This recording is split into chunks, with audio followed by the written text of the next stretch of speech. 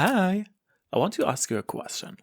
How many plugins you have that you're only using to do one thing or you're not using at all? Some of these plugins can do things you would not imagine possible, or maybe you did, but you just forgot because you're a plugin hoarder.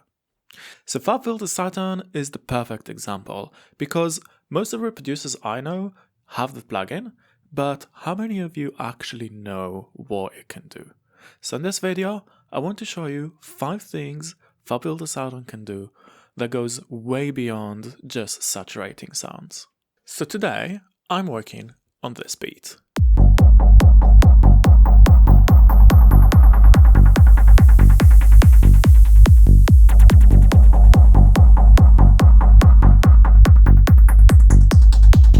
And the first trick with FabFilter Saturn is a mixing trick. This trick is so simple, yet so powerful that you are going to ask yourself how you are not using this all the time. So if you listen carefully to this sound,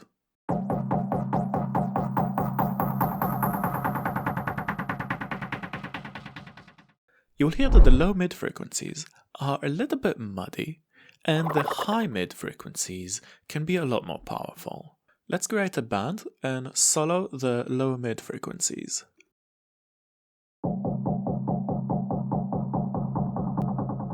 You can really hear that muddiness, and we can solve that very easily using this little button. This is the dynamic knob. If you look carefully, you will see that on the right we have a symbol with a lot of transients. And if you're looking at the left, we have a symbol with only 2 transients. That means if you turn it to the right, it will squeeze all the transients and the sound will be much more flatter. If you turn it to the right, it will create a bigger dynamic between the transient and the body of the sound, and sometimes will even make the body of the sound disappear completely. So if we turn it to the right, you will notice the sounds get even more muddy.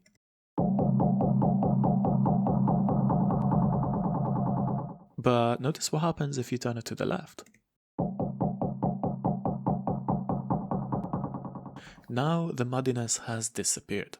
So this is way more powerful than a compressor, for my opinion of course, because it's just a one knob that can either enhance the transient and eliminate the body, or do the exact opposite, eliminate the transient and enhance the body of the sound. So maybe we don't need it as aggressively.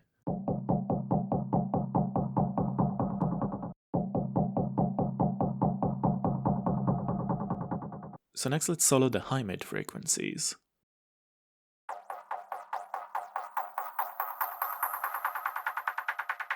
These can be a lot more powerful, and sometimes to get something more powerful, you need to reduce the dynamics, or basically cut a little bit of the transients. So let's turn this dynamic knob to the right.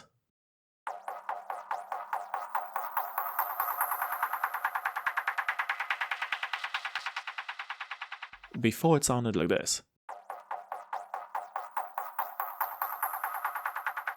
And after,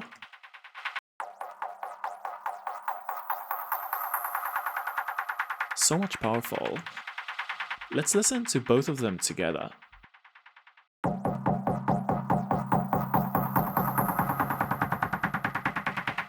Let's turn it off. Sounds muddy. The high frequencies are not very prominent. Let's turn it on. Cleaner.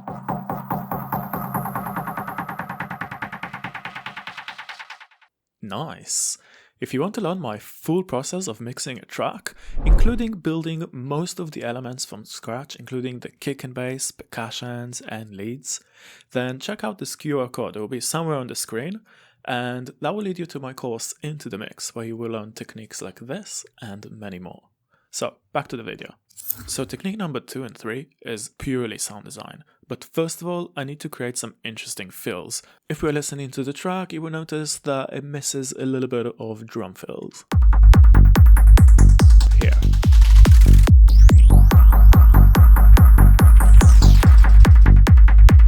And here.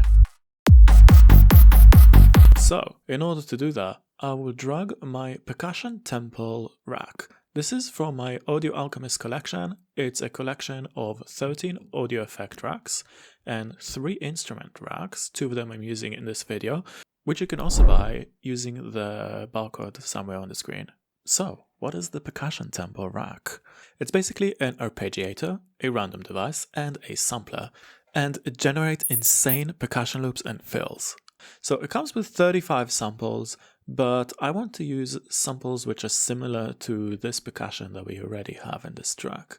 So I have a free sample pack which you can download from my website called Filth, and it has all of these great sounds.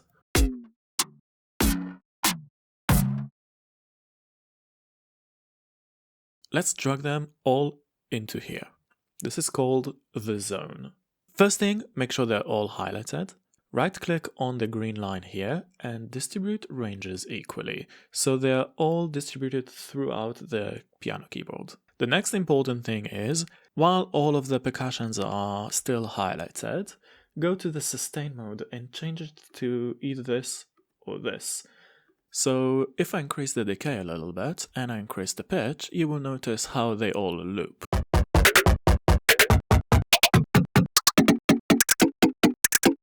Let's change the sustain mode.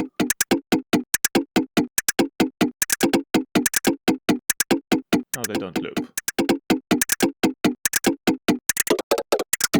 You can use the patterns that I created. See.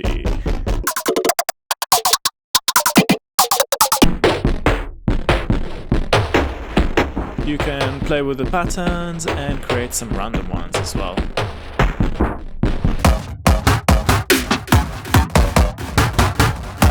I'll record some of these to audio so we have some fills to use for this track.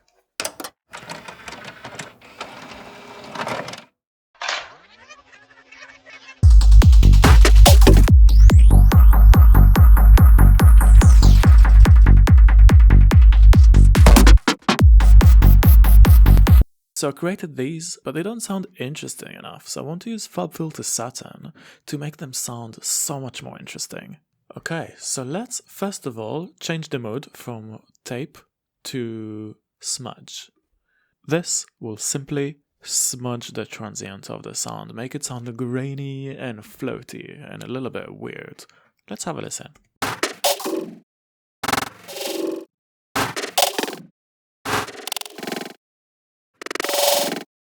Let's record some of these into audio. So, now that we did these and completely transformed this fill, you need to make sure that you're choosing the right bits. So, Command or Control plus Option U to access all of the take lanes. If you press B, you can highlight any section and add it to your track. Let me play around with it, I'll be back in a second.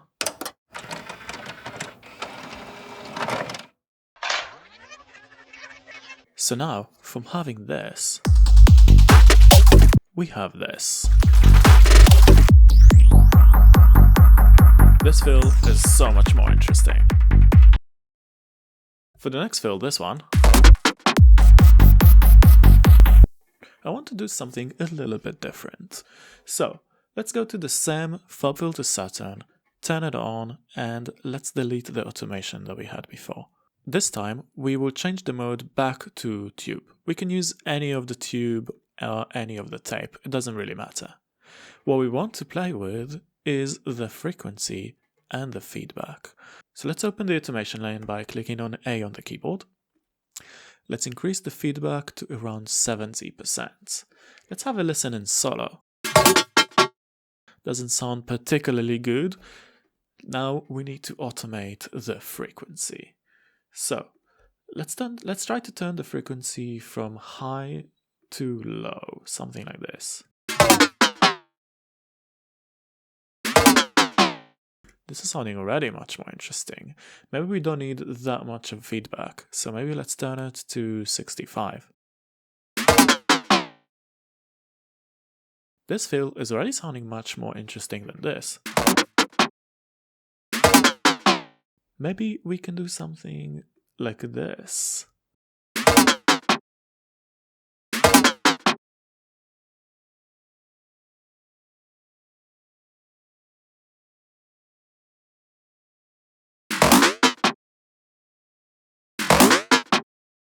If you drag the lane a bit so it's bigger, and right click here and add lane for each automated envelope, now you can see all of the automations that you have.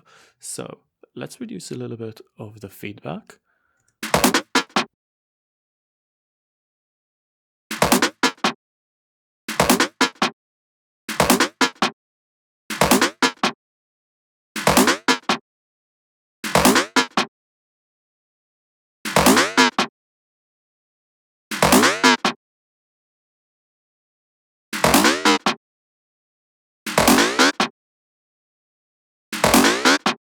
This is sounding much more interesting than this. Let's listen in context.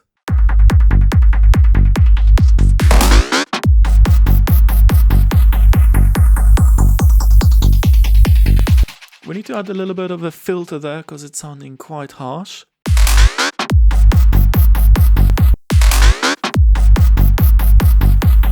And we can also reduce the volume by about 6 or 5 dB. So now we have two very interesting fills.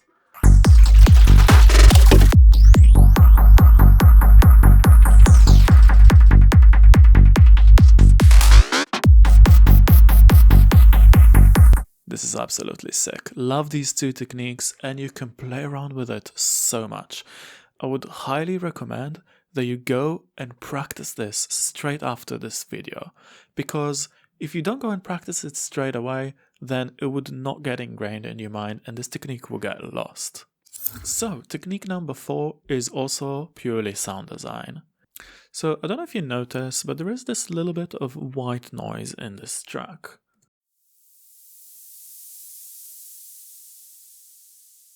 This comes from my sweep generator rack, which is also part of my Audio Alchemist collection Ableton rack, which you can find in the QR code somewhere on the screen right now. So obviously we are going to load a FabFilter Saturn to make this way more interesting. This time we will change the mode to Breakdown. Breakdown is really good to create interesting risers. So if I just play this sound in a loop, you will know what I mean.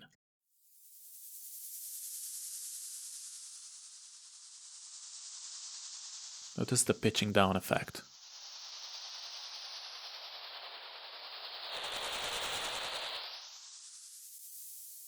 So, let's automate this.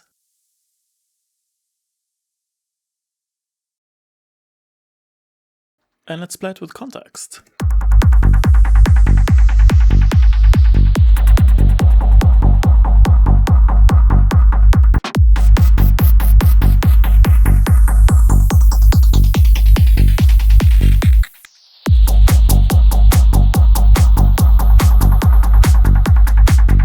Such simple technique, but so powerful. You can use it on white noise, you can use it on the drum fills if you want, and you can use it on whatever you want to just create some tension in your track. Tension and contrast. Technique number 5 is using FabFilter Saturn as a transient shaper, and we will do it on the bass.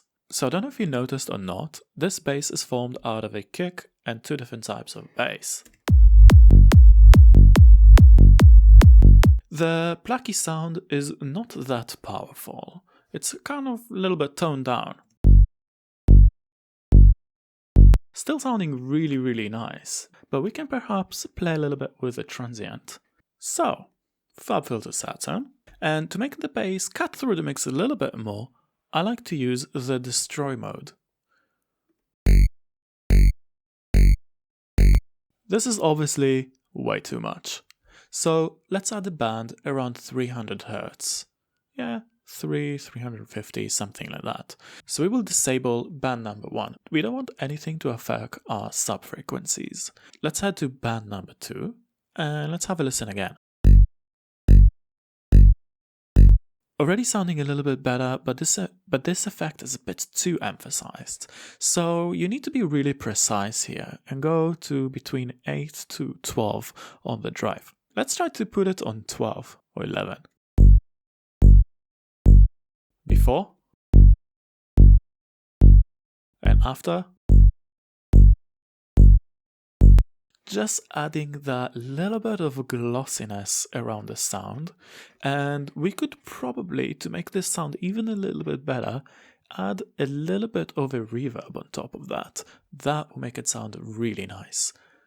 So I will grab my favorite reverb, which is Comet, and obviously you do not want it to affect any of the lower frequencies. So I'm going to choose a preset to start with, and I'm going to choose this one because I know it sounds really small.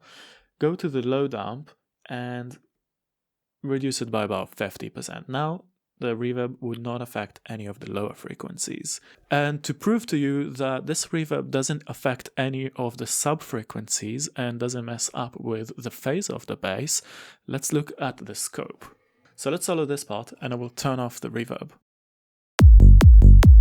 So reverb off, reverb on, reverb off, and reverb on. Sounding absolutely amazing. So if you've been watching my YouTube channel for a while and you enjoy my videos and you want to help me spread it to other people, all you need to do is watch another one of my videos.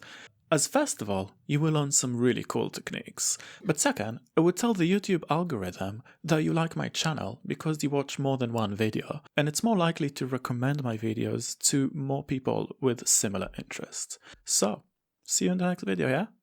Peace.